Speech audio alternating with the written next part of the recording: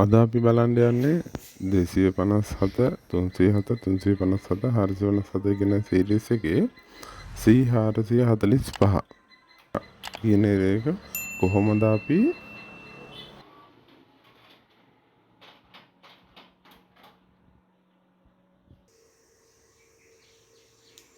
ඔයාලට බලා ගන්න පුළුවන් සාමාන්‍ය ආකාරයට මම මැෂින් එක ඔන් කරා මේ විදිහට ඔන් කරාට පස්සේ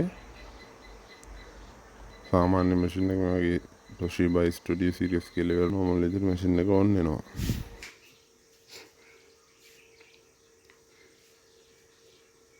මේ විදිහට සාමාන්‍ය 257 කියන මැෂින් එක සාමාන්‍යයෙන් තප්පර 30ක් 45ක් වගේ යන ඔන් වෙනද දැන් මේ විදිහට ඔන් වුණා මේ වල පේනවා. මේ ඔන් වෙනවත් එක්කම ආවයිර එක මේක ඇල්ල තියෙන C445 කියලා. අපි කරන්නේ මේ ඒක ආවම මේක වල පේන පැනල් බෝඩ් එකේ තියෙනවා on off කියලා මේ ස්විච් එක long press කරගෙන ඉන්නවා. මේ විදිහට press කරන් ඉන්නකොට ඔයාලට පේනවා මෙතන energy save බල්බ් එක blink කරලා සාමාන්‍ය මේක off වෙන්න යනවා තප්පර 15ක් වගේ. ඒ ගියම අපි බලනවා දැන් මේක on කරනවා අපි test mode එකට යන්න. සාමාන්‍ය මේ අපි යන test mode එක තමයි 0.8 press කරලා අපි normal shut down කරපු button එක නැවත වරක් press කරනවා. ඒකට බලන්න display එක මේ විදිහට display එක on වෙනවා.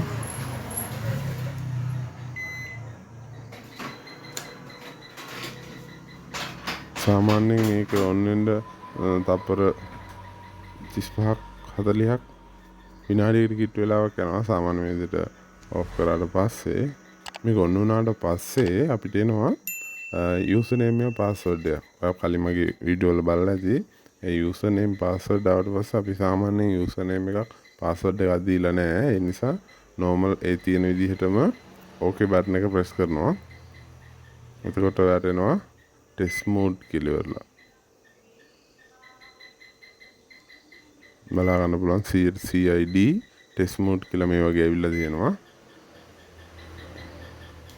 ඒ ආවම 2002 ඔය ඩිස්ප්ලේ එකේ බලා ගන්න පුළුවන් මේ විදිහට 2002 කියලා ගහුවම ඩිස්ප්ලේ එකේ වැදිලා තියෙනවා test mode CI කියලා තියෙන තැන 2002 කියලා.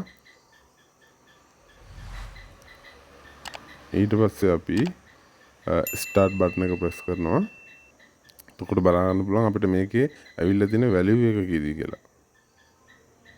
මේක ඇවිල්ලා තියෙන්නේ 5. සාමාන්‍යයෙන් මේකේ තියෙන්න ඕන බිඳුව. ඒකින්ද මම මේක බිඳුව කරනවා. ඒතර ඔයාලට බලා ගන්න පුළුවන් 1 5 1 බිඳුව තියෙනවා.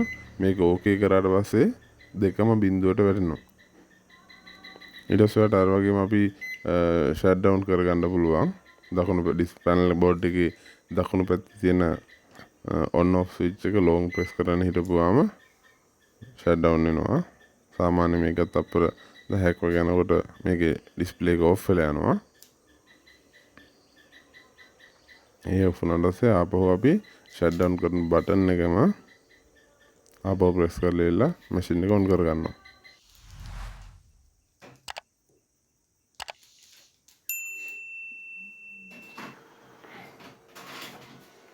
ඔයාලට බලා ගන්න පුළුවන් සාමාන්‍ය විදිහට දැන් මැෂින් එක on වුණා.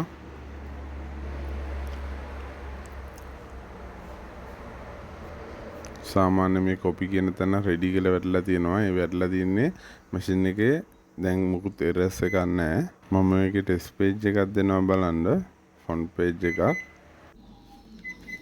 ඉතින් ඔයාලට මොනවා හරි ප්‍රශ්න තියෙනවා නම් අනික් අයට ඉගෙන ගන්න තව මොනවා හරි මේකට එකතු කරන්න දේවල් තියෙනවා නම් අනිවාර්යෙන් පහළ තියෙන comment section එක පාවිච්චි කරන්න. ඒ වගේම photocopy service subscribe කරන්නත් අමතක කරන්න එපා. පහළ තියෙන රතු පාටින් subscribe button එක මේ වීඩියෝ එක තව කෙනෙක්ට බලන්න share කරන්න වගේ යාළුවෙක් දැනුවත් කරන්න මේක වගේ social media වල share කරන්නත් අමතක කරන්න එපා.